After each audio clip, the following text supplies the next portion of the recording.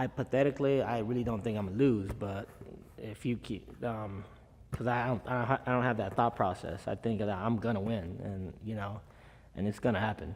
Because I play basketball pretty much almost every day, and these guys that don't play it, you know, they could say they're gonna win, but until they show up, we'll find out, right?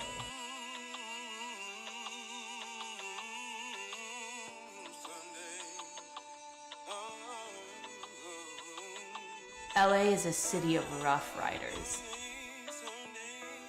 One we may all know as NBA star Russell Westbrook. The other, Danny Frias, who is not an NBA star, but he believes he could have been. At Lusinger High School, 2 stars had developed there. Started playing ball there, and actually that was pretty good. They picked me up. I was a starter for a little bit, playing, and once the thing that was a good accomplishment for me. What I don't like was trying for varsity, and that's when that was kind of a big defeat for me because I felt that they didn't trust in my skills enough to put me in there. I sat mostly in the bench during varsity. But yeah, I got to meet Westbrook. He was Russell Westbrook from OKC. He was actually a senior there, and I was a senior and he was a freshman. So that was a good experience. I actually played ball with him and everything too.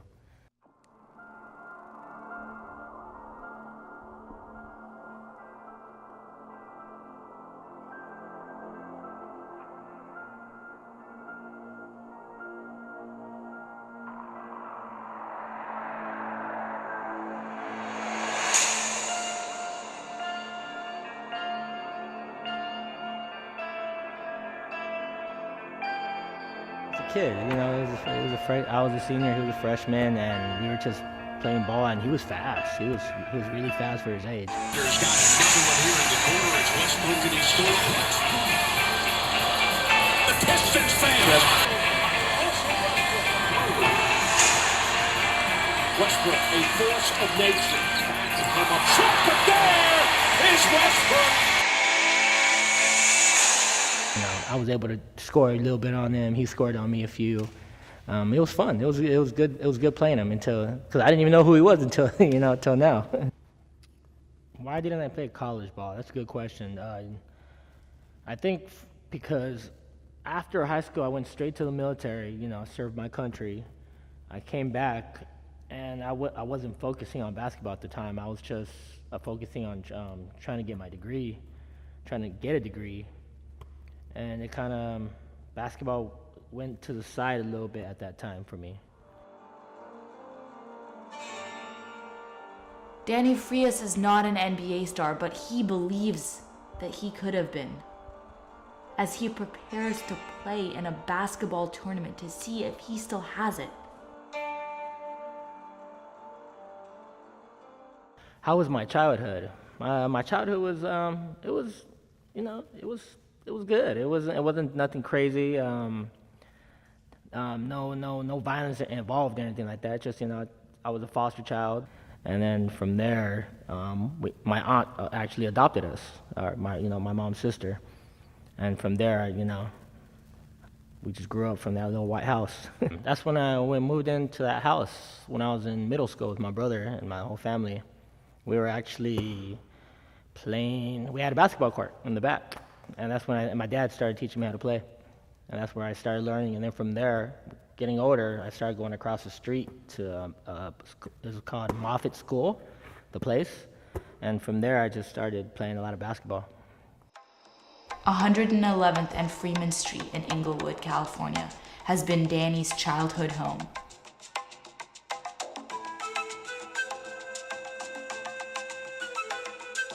For Danny, there is no better place to start training for the tournament than his childhood neighborhood.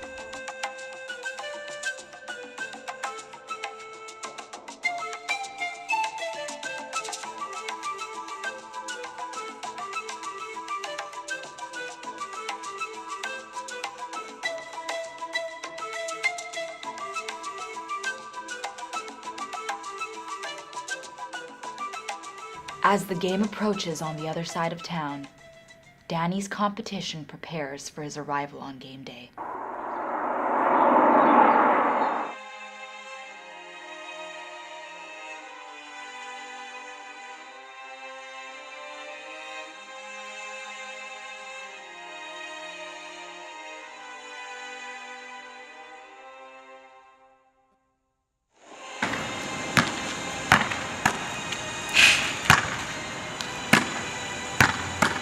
Danny, coming for you, homie. The strength of family is a term always used, or people saying blood is thicker than water.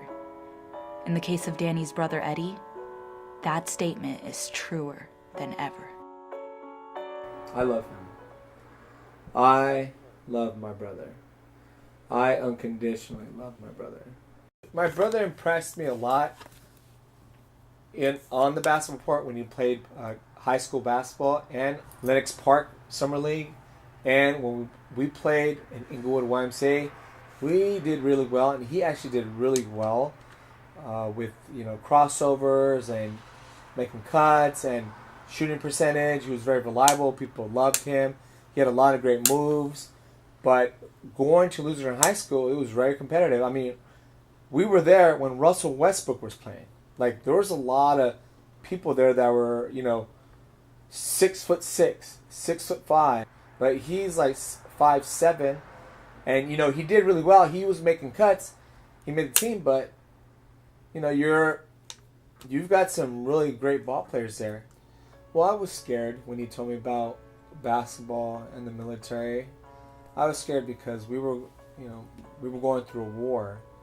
There's a war, the whole thing about Afghanistan and us invading Afghanistan, and I think that's when George W. Bush was in office and Dick Cheney was vice president. But it was just scary times, going to a different country, and it was a war that's been going on for a long time. A lot of people were dying, so I told Danny I didn't want him to go there, but I mean, when a man makes up his mind, what are you going to do?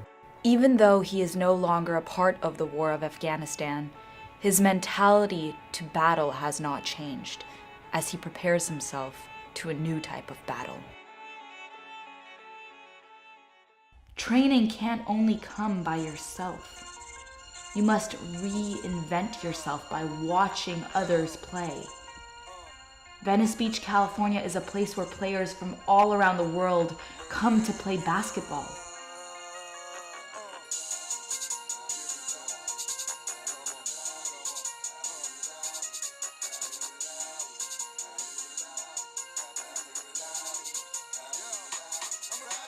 But as the competition grows closer, Danny can't wait for his turn.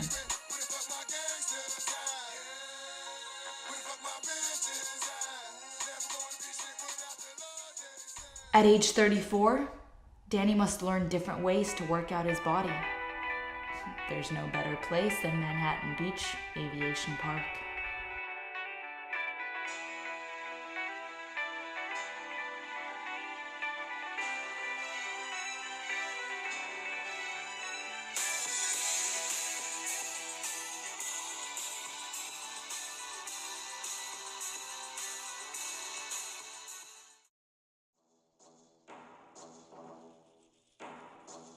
The early morning of game day has arrived. Danny Frias waits in anticipation for his challengers.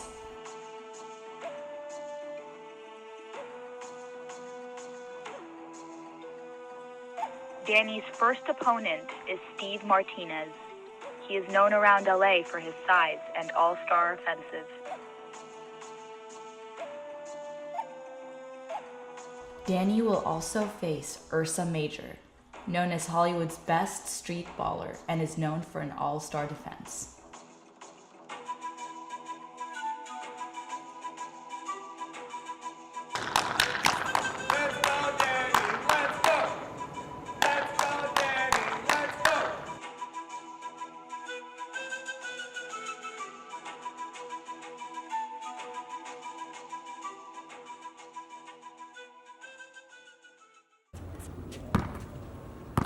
As the game begins, Steve gets off to a fast start.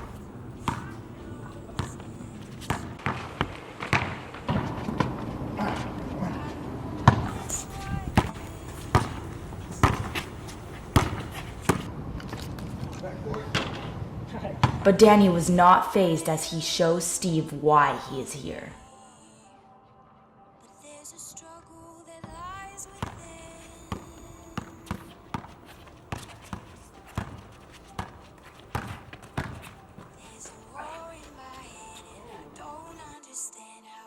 But Steve's size is a major factor.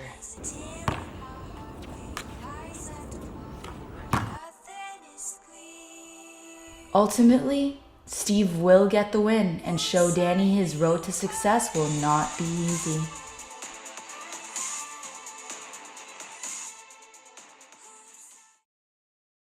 In round 2, the pressure of the game has risen.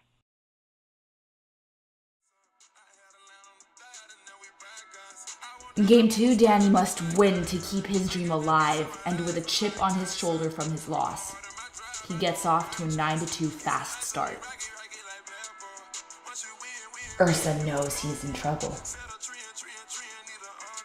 Ursa will rely on his street ball defense and starts making plays for himself.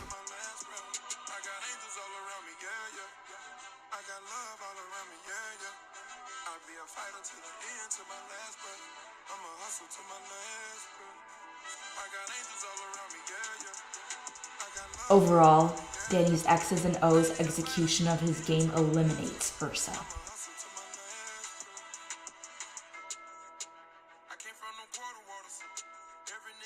Now Danny's on his way to the championship game.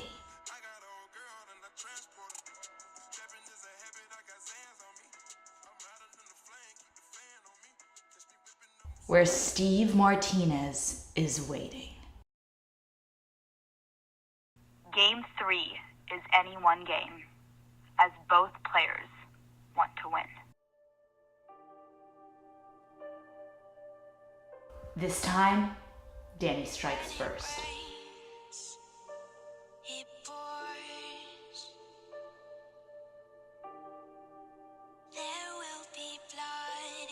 But Steve's size is a major factor.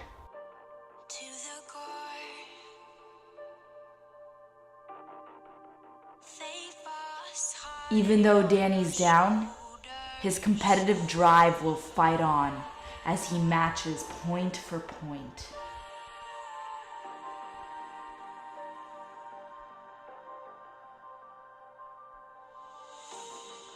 But after 2 long games, Danny's conditioning starts to wear on him, which gives Steve the open window to take over the game.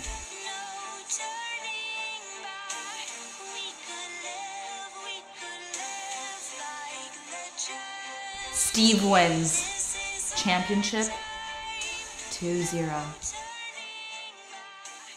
Sportsmanship is the name of the game. But what does him losing mean?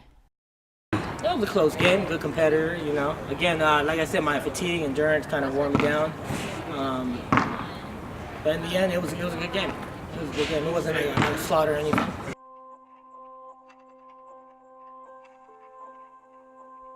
Mike Marshall says victory is in the quality of competition and not the final score. Even though Danny lost the game, that doesn't determine his dreams.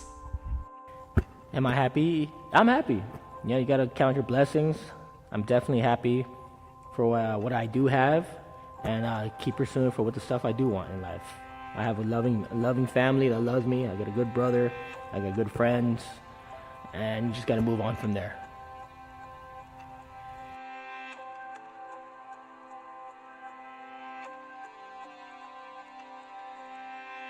What's next for Danny? Well, only he can determine that. I'm always wondering if it's ever gonna end. I can feel it in my bones. I